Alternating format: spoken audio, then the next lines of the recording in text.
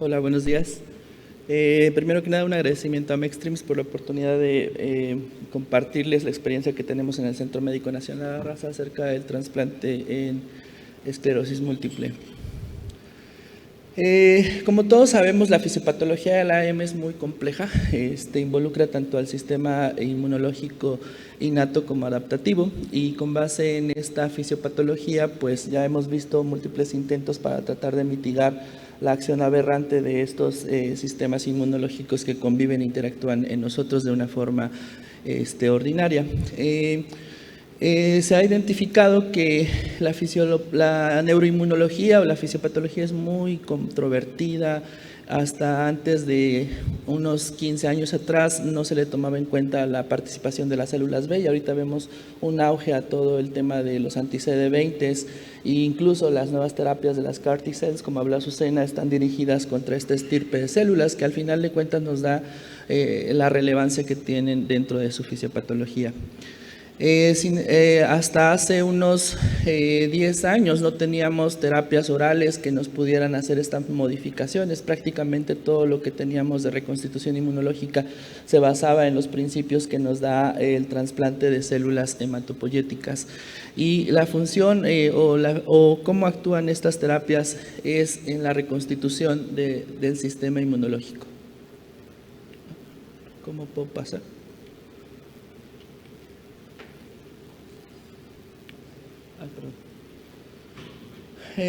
Estamos acostumbrados como neurólogos a ver un poquito más celularmente cómo se realiza este tipo de terapias.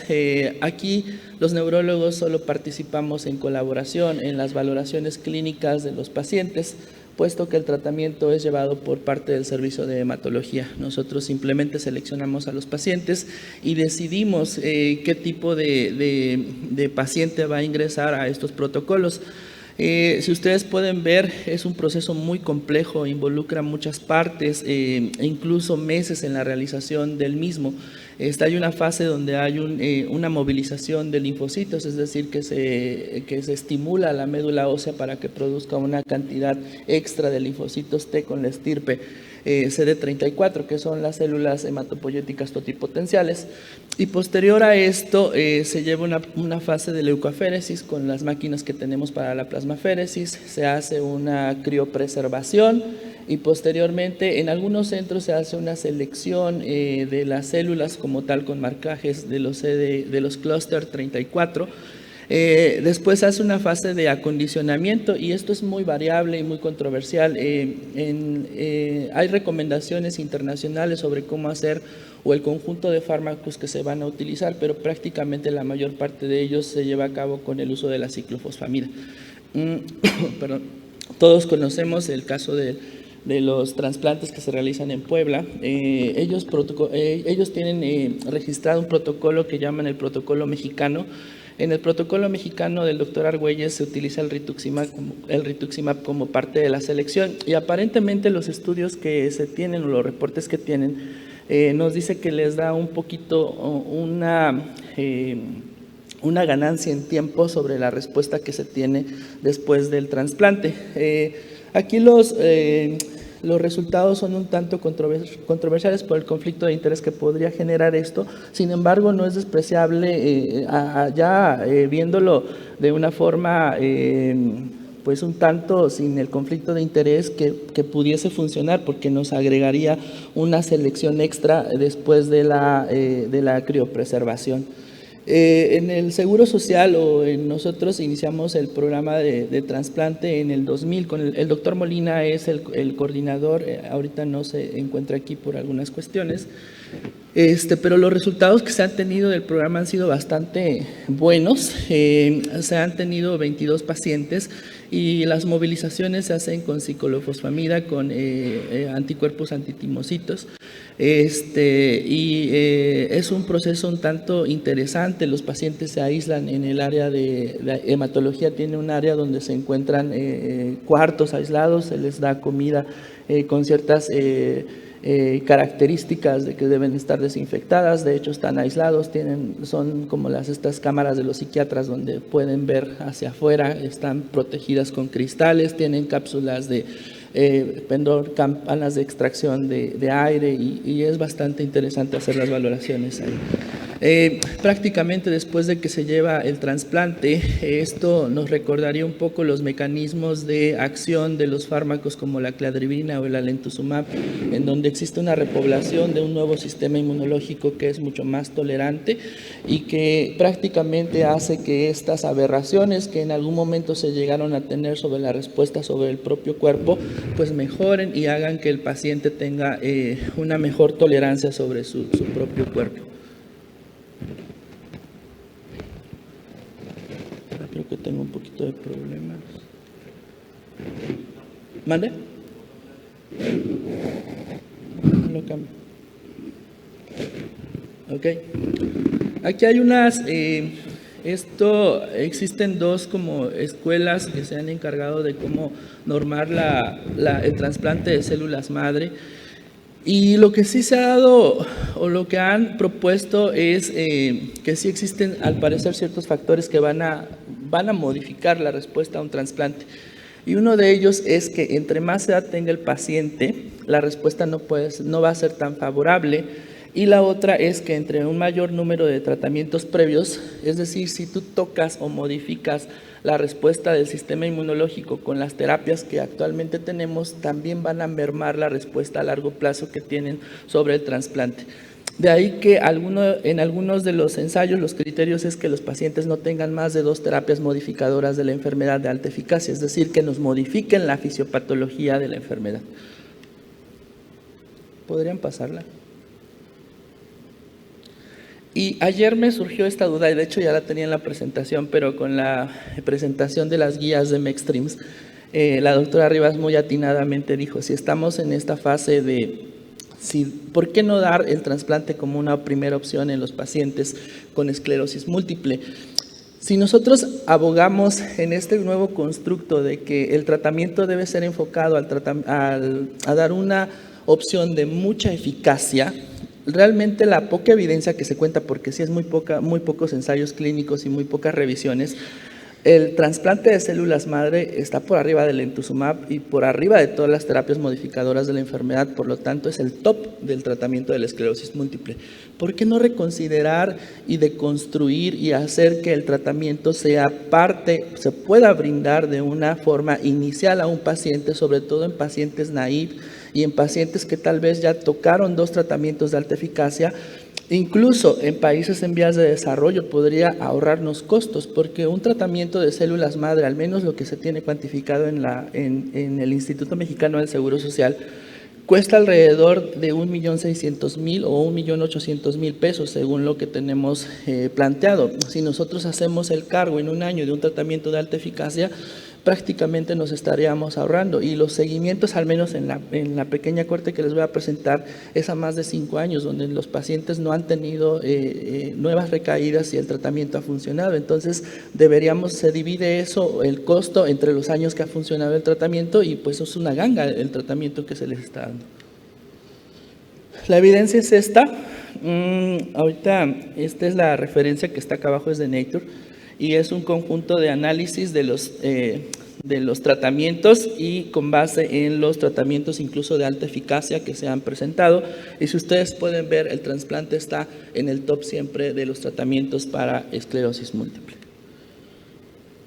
Y aquí el tema es, a todos se nos ha enseñado, no lo des porque es potencialmente mortal.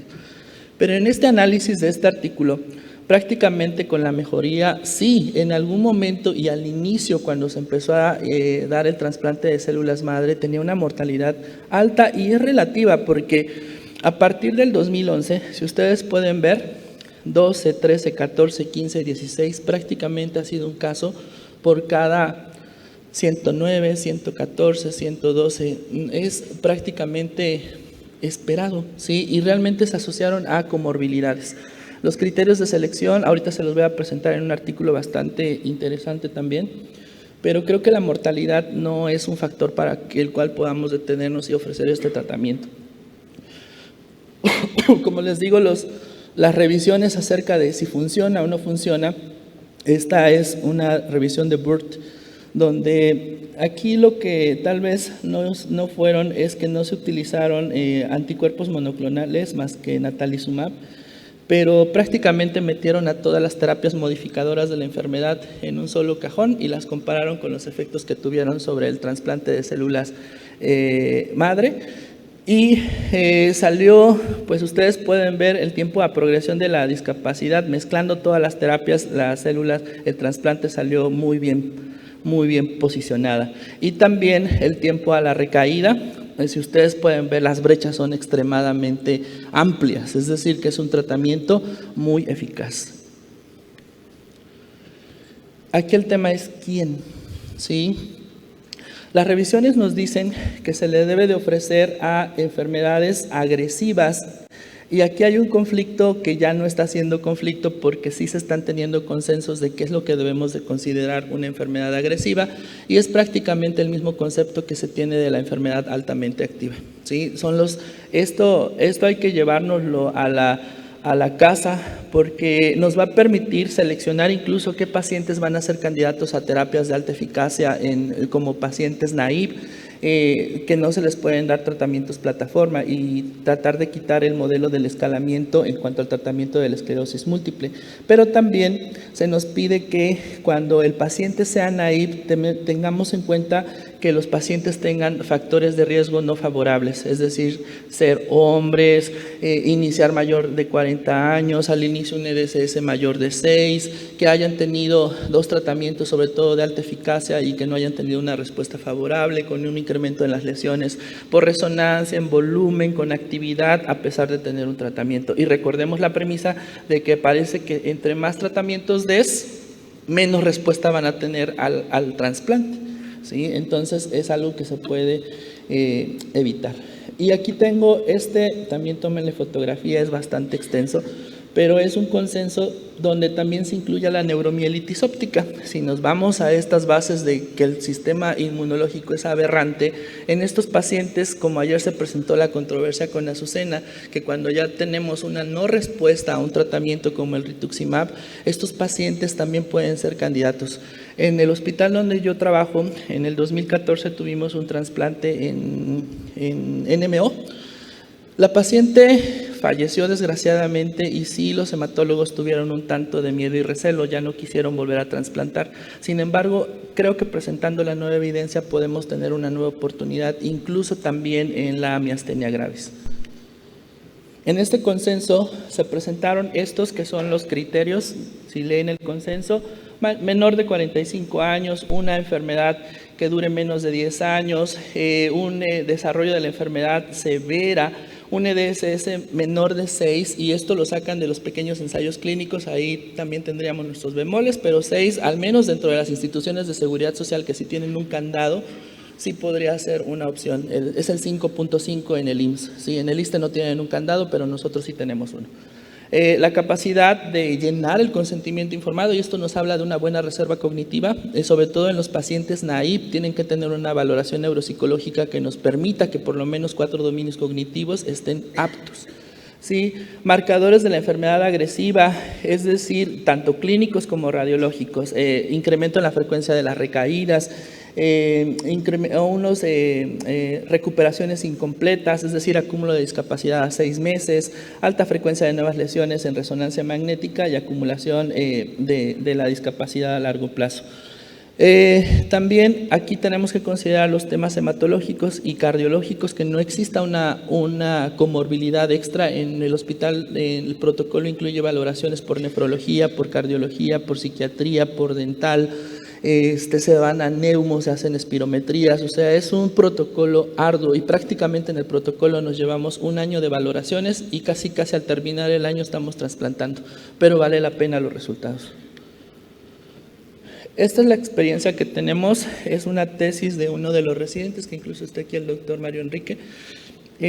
No tenían graficados o los resultados acerca de cómo se ha resuelto el tema de la EM. En realidad el hospital es un hospital de batalla, tenemos bastante trabajo, pero sí tenemos que reportar lo que tenemos ahí guardado porque es una información muy importante. En este caso se analizaron 22 pacientes. La mayor parte de ellos fueron formas progresivas porque en el tiempo en el que se inició el tratamiento, el trasplante era considerado como una terapia de rescate o lo último que podías dar. Sin embargo, las nuevas evidencias nos dicen que puede ser naive o en pacientes que ya cumplieron los criterios. En cuanto a las recaídas clínicas, se puede ver una importante disminución, incluso en la gráfica se ve que a 300 semanas más del 50% no tenían recaídas. En la progresión de la discapacidad también están prácticamente estables. La actividad por resonancia magnética, un 65-70% también, en mayor a 200 a 300 semanas se mantuvo inactiva. Y en cuanto al NEDA3, al plazo de más de 2 años, entre un 65 y un 70%. Entonces, esta terapia es eficaz y es segura. La mortalidad que tuvimos fue se reportó por neuromielitis óptica, no se incluyó porque no tenemos esa mortalidad en pacientes con esclerosis múltiple. El programa sigue abierto no solo para formas progresivas y ya no se considera una terapia de rescate, sino también una terapia que se ofrece a pacientes que han fallado a 2 tratamientos de alta eficacia. Obviamente que con las valoraciones y ahora con las recomendaciones del consenso internacional. Creo que es todo. No sé si esté el maestro. Este es el correo si tienen alguna duda o si tienen algún paciente que quisieran someter a trasplante, que sea derechohabiente del Seguro Social, sobre todo las UMAES del norte. La raza tiene influencia sobre algunos estados.